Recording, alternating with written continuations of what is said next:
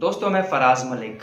आज थोड़ा सा अलग टॉपिक पर बात करेंगे। आज किसी राजनीतिक मुद्दे पर बात नहीं करेंगे, अपने देश के किसी मुद्दे पर बात नहीं करेंगे, बल्कि आज थोड़ा सा सेंसिटिव मुद्दा है। इस बात को आप लोग आराम से सुने और पहली बार आप लोगों से कह रहा हूं कि लाइक भी करना इस वीडियो को और शेयर भी करना। एक एक सेकंड का वीडियो जरूर देखना, क्योंकि कुछ ऐसी बातें आप लोगों के सामने हम रखने वाले हैं जो शायद आप लोग अभी नहीं जानते होंगे। दोस्तों, आप लोग आए दिन सुनते रहते होंगे कि कुरान की बेहुरमती की गई, इस्लाम के बारे में कुछ किसी ने गलत बोल दिया।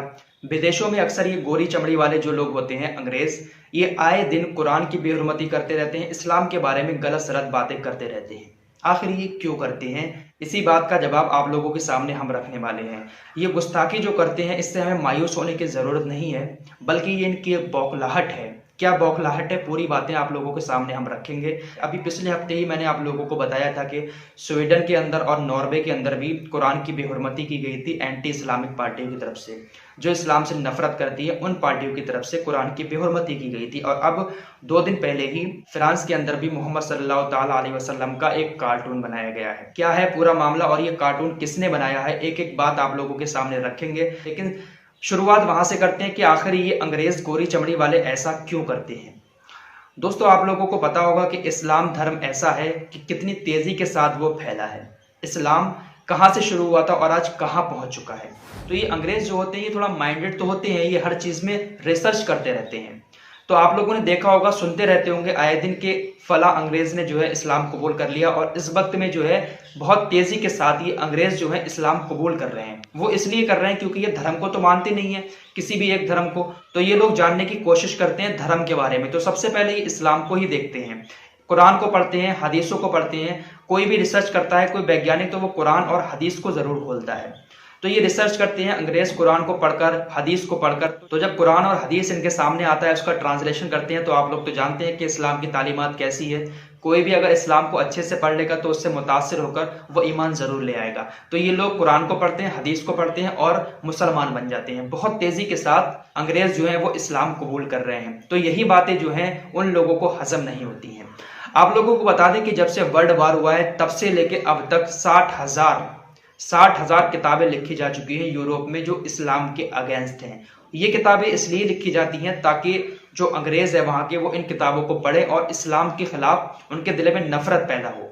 जब इस्लाम के खिलाफ नफरत पैदा होगी तो वो लोग इस्लाम में नहीं जाएंगे। अगर वो लोग कुरान पढ़ लेंगे, हदीस को पढ़ लेंगे, तो वो इस्लाम में चले जाएंगे। लेकिन अगर ये किताबें पढ़ेंगे जो इस्लाम के अगेंस्ट हैं, तो वो लोग इस्लाम में नहीं जाएंगे। उनको इस्लाम से रोकने के लिए ऐसी किताबें लिखी गई हैं। और आए दिन ये जो कुरान की बेहुरमती की जाती है, इस्लाम के अगेंस्ट बोला जाता है, एंटी इस्लामिक जो संस्थाएं बनी हुई हैं, वो इसीलिए बनी हुई हैं ताकि उन लोगों को रोक सकें। कहीं ऐसा ना हो कि ये लोग कुरान और हदीस को पढ़ें और मुसलमान हो जाएं। इसीलिए ये सारी खुरापातें ये लोग करते रहते हैं। तो इन चीजों से हमें परेशान होने की जरूरत नहीं है, बल्कि फख्र की बात है कि ये लोग अपने लोगों को कुरान से दूर रखते हैं, क्योंकि अगर कुरान पढ़ लेंगे तो ये ईमान वाले हो जाएंगे। अब ताज़ा मामला जो आया है वो फ्रांस से आया है। फ्रांस के अंदर भी हुजूर सल्लल्लाहु ताला अलैहि वसल्लम का एक कार्टून बनाया गया है। ये फोटो है, आप लोग देख लें, क्योंकि इंटरनेट पर तो वायरल है। बहुत सारे लोग कहेंगे क्यों दिखा रहे हो आप ये फोटो। इन फोटो को दिखाने में कोई हर्ज नहीं है, क्योंकि हमारा ख्याल ही नहीं है कि ये हुजूर सल्लल्लाहु ताला अलैहि वसल्लम का कार्टून है। जिन लोगों का ख्याल है वो रखें, लेकिन हमारा तो ख्याल नहीं है ना, इसलिए इन फोटो को दिखाने में कोई हर्ज नहीं है और ना ही हम इन फोटो को मानते हैं।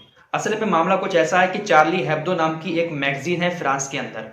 काफी टाइम से ये ऐसे ही कार्टूनबाजी करती रहती है, किसी पॉलिटिशियन का कार्टून बना देती है या किसी भी धर्म के धर्म गुरुओं का ऐसा कार्टून बनाती रहती है।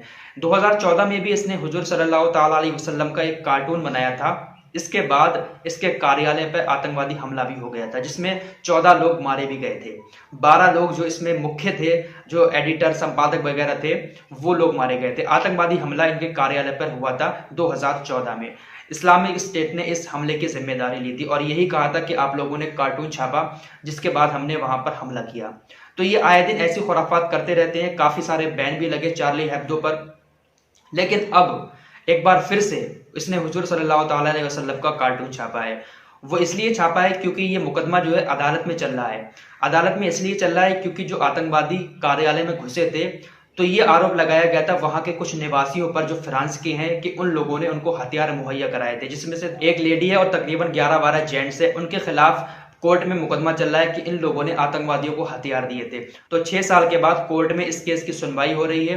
तो चार्ली हेब्दो ने कहा कि जिस कार्टून की वजह से ये सब हुआ था पंगा, जिसकी वजह से केस अदालत में आया, तो वो कार्टून तो हम जरूर बनाएंगे। तो दोबारा से उसने अब कार्टून बना दिया हुजूर सल्लल्लाहु ताला अलैहि वसल्लम का, जिसको लेकर फिर से बहुत ही ज्यादा विवाद हो गया। और फ्रांस के अंदर इस वक्त ये मुद्दा पूरी तरीके से गरमाया हुआ है।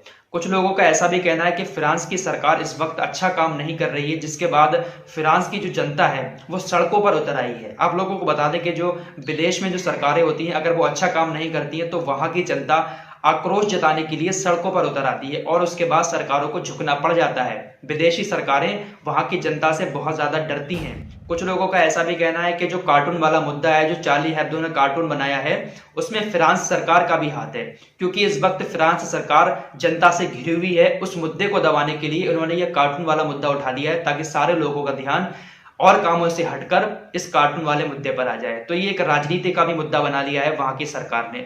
फिलहाल इन चीजों से कोई परेशान होने की जरूरत नहीं है, क्योंकि ये लोग बौखलाए हुए हैं। इनको डर है कि अगर हमारे लोगों ने कुरान को पढ़ लिया, इस्लाम की तालीमात को अच्छे से समझ लिया, तो वो फिर मुसलमान हो जाएंगे, इस्लाम कबूल कर लेंगे। इसलिए आए दिन ये लोग ऐसी उल्टी सीधी हरकतें करते रहते हैं। बस आप लोग एक बात समझ लें कि कुरान न कभी मिटा था और ना ही कभी मिटेगा। मिटाने वाले मिट गए, लेकिन जो यहाँ पर बसा हुआ है ना, वो कभी मिट नहीं सकता। अपने देश में खुशहाल रहें, हिंदू मुस्लिम एकता बरकरार रखें। कोई भी धर्म किसी धर्म का अपमान करना नहीं सिखाता है, इसलिए सभी धर्मों का सम्मान करें, सभी धर्मों से मोहब्बत करें। यही है हमारा इंडिया।